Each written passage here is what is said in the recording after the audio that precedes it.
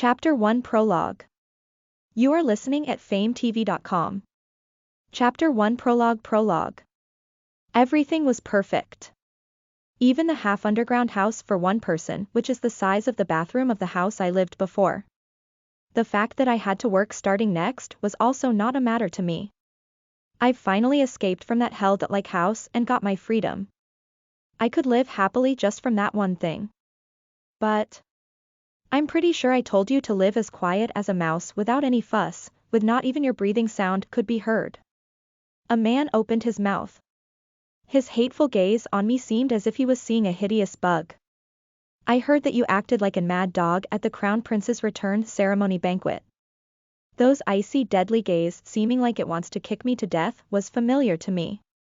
It was the kind of gaze I always got from that house. However, it didn't mean I was fine even though I had experienced it a lot. What was your purpose for acting like that? I couldn't breathe right at his aura. My lips started to tremble in fear. It was then. A white chart appeared in front of my face. And I could see the words written line by line in the chart. 1. How do I know? 2. I didn't have a purpose. 3. With a pitiful tone of voice, well. That's. What is this? I was going to ask what this was, however, as if something was stuck in my throat, I couldn't let out a sound. The man's voice threatened me when I just stood there without speaking a word. You better speak. I felt the deadly aura to the point it hurt my skin. I'll die when I don't give an answer. I unconsciously pressed the number 3 on the white chart. Well. That's. The same words on the chart automatically came out my mouth without my wills. What the? What's this? My mouth opened idiotically, still not believing what I just said. I couldn't take guess what kind of situation I was in right now. I was in an unfamiliar place when I woke up, and came to face these unfamiliar people whom all held deadly aura. I couldn't think a thing as if I just woke up from sleeping. Well, that's next. The man didn't seem to like the incomplete answer as he commanded me for the actual answer with a scary face. It was then when the new sentences eventually appeared in the chart. 1. I'm sorry. I'll act properly next time.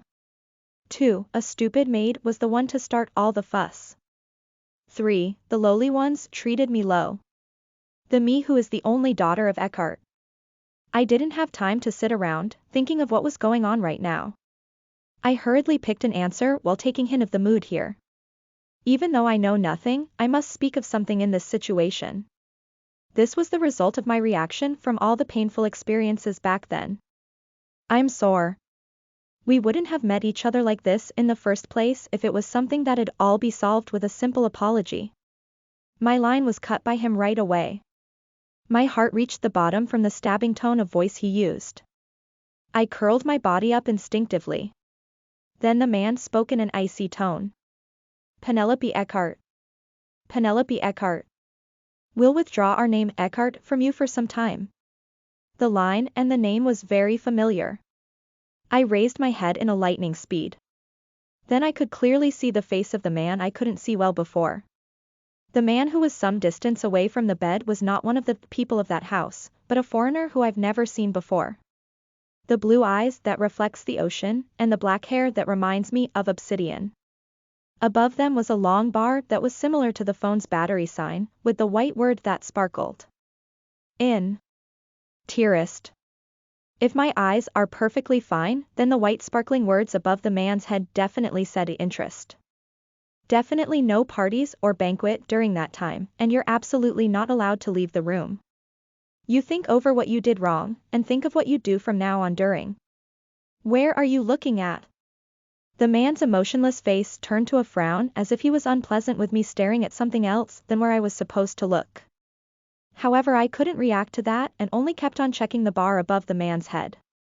Interest 0%, no way. I unconsciously shook my head couple of times. It was really unbelievable. Really.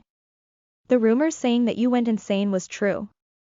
The man glared at me for a moment from my weird actions before turning away from me.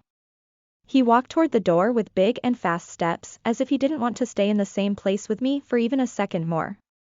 Interest 0% is moving away from me. What did I do wrong? It was the time I think about what this situation was about while staring at the back of the leaving figure.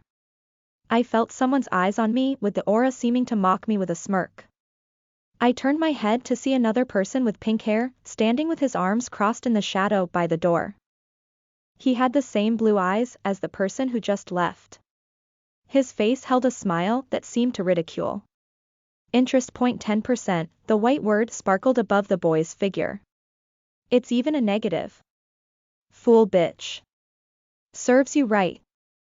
Unlike how he has a pretty face, he swore some nasty bad words and left the room following the man who previously left. Thud. The door slammed. I stayed seated with my head blank for a long while in the room where only I existed. My head didn't work well and I still couldn't figure out the situation I was in currently. I thought for a while and realized that the place I was in and the two people I just saw were both somewhat familiar to me. It's a lie, right? I could finally speak what I wished to speak when I was left alone.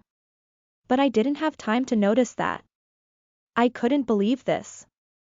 This was not something that happens every day for me too. There's no way though. It can't be that the scene from a game I was playing before falling into sleep was replaying like it's reality. And with me as one of the characters in the game. I'm dreaming right now. There didn't exist another case for this other than that. However, no matter how much I pulled on my hair and pinched my face, I still couldn't wake up from this dream. And no. No, no. No. I say no. Penelope Eckhart. She was the villainess of the most popular game for girls these days, and the heroine of the difficult mode. Underscore only. Cat loves towels. Lizette happy face hello. I'm the translator who is currently translating, suddenly became a princess one day. I've been in a huge break these days and will be gone for the end of August. This novel is my favorite novel of all the other novels I've read up until now, and thought it would be a novel that should be known to more other people. Happy face, the release date, I don't know yet. Sometimes, I won't update in a while, but sometimes, I'll update 3.4 chapters a day. Thank you, and enjoy. Important note. Please notice me if there's a scan doing this novel for less consequences. Proofreader is my sister, Selena. Listen to the full novel at FameTV.com, direct link in the description.